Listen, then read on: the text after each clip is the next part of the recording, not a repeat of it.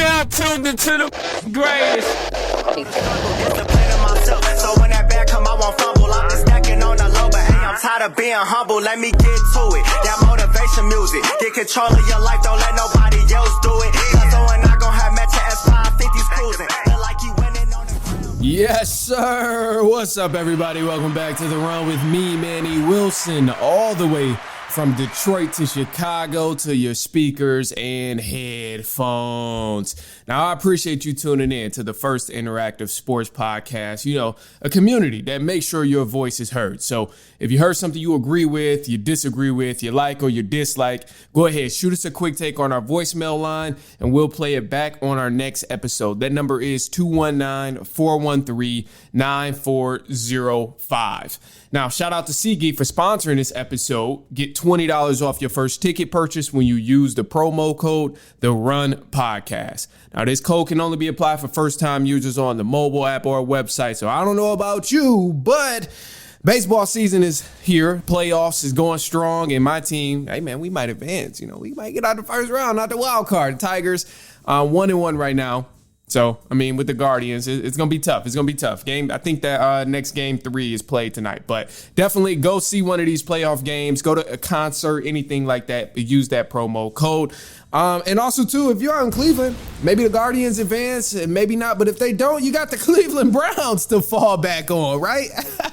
The Cleveland Browns, bro, what is happening over there in Cleveland with the Browns? Because I'm telling you, Shedeur Sanders has got to be getting picked on at this point. And honestly, I give it to maybe, let's say, week 7 until Shedeur Sanders is the starting quarterback of the Cleveland Browns. I give it to week 7 because the Browns recently named Dillon Gabriel the starting quarterback after benching Joe Flacco, which is cool. I understand it. You got to make these important moves. I understand the order of the depth chart, which is cool. You got Flacco, Dillon Gabriel, Shedeur Sanders is the third string quarterback. But the insane thing to me, and what's so crazy to me, and I don't know if I can digest this fact here or digest this concept, is I've never in my life seen a third string quarterback get this much attention and be involved this much in media and fans. And it's not even his fault. It's not like he's asking media to come talk to him or asking fans to vouch for him to be a starting quarterback. It's insane because you think of any third string quarterback for your favorite team or your friend's favorite team. I guarantee, go ask anybody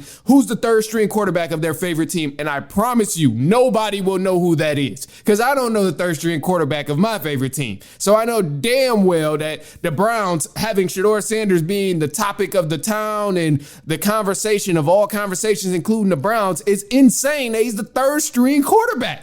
That blows my mind. And what's crazy, he hasn't said much about, being third string and all that. He only answers the questions that media asks him. And honestly, I'm shocked at how he's been taking these questions.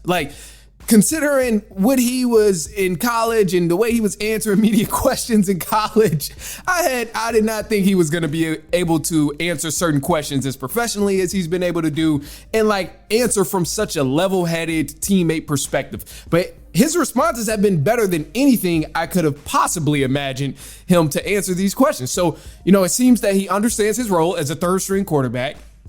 From his answers, he's been patient, not really throwing shots, nothing like that in terms of, answering these responses. But the one thing that bothers me in the first shot that he took, which I think is completely valid, was against the analyst Rex Ryan. Now, look, man, this is crazy because Rex Ryan called him out and he said some kind of crazy things to Shedeur Sanders, who's a third string quarterback. And in reality, why do you really care that much about a third string quarterback? But that just says a lot about the situation in its own that we care this much about a third string quarterback in the NFL because nobody knows a third string quarterback. Valid.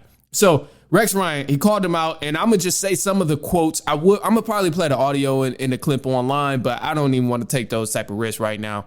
But he said, quote, "This kid talks, runs his mouth."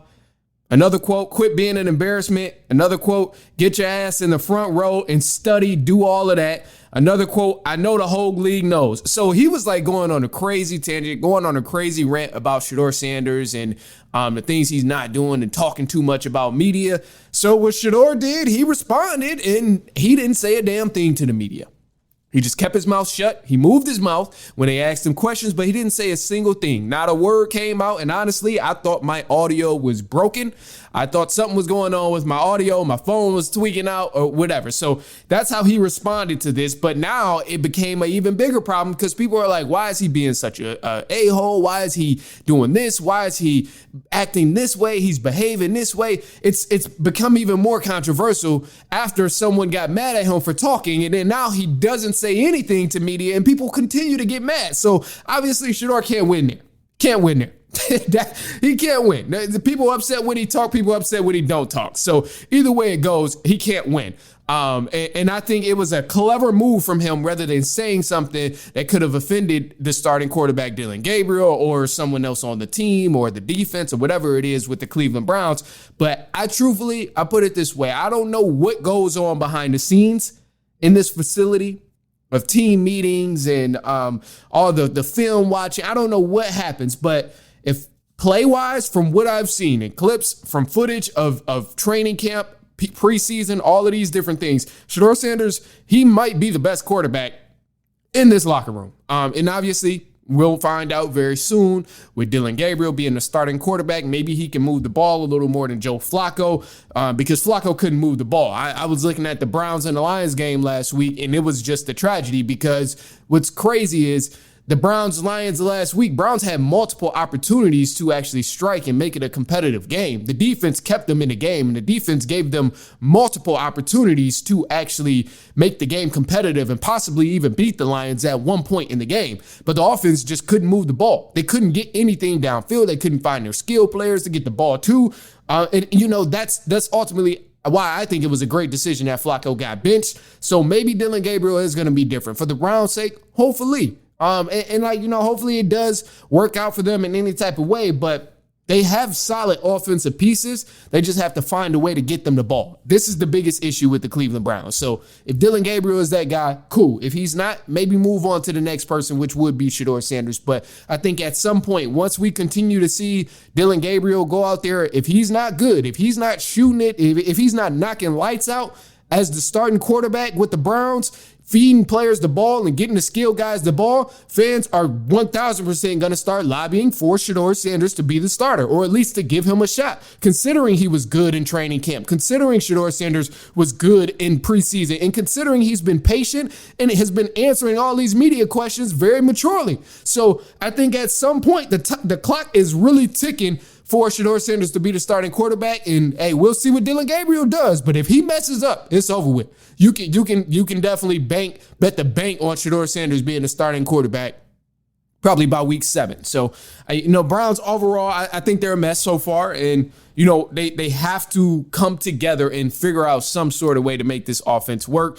And I think it does start at the top of, maybe even just resetting the whole tone. I'm sure Browns fans have been talking about that for a long time. But ultimately, what the Browns offense is doing now is, no less than what Jameis Winston was doing last year. Because Jameis Winston, yeah, he had a lot of sacks and he would turn the ball over, but Jameis Winston at least let it fly. He at least gave his players a fighting chance. He at least gave David Njoku a fighting chance to go up and catch a jump ball and to make certain plays on the field. Gave his Jerry Jeudy plays and opportunities to at least catch the ball and make something happen. So the Browns offense, they're not without talent. They have some guys over there who can make plays. They just got to cook up. They got to get a quarterback who can get the ball to the star guys and make something happen.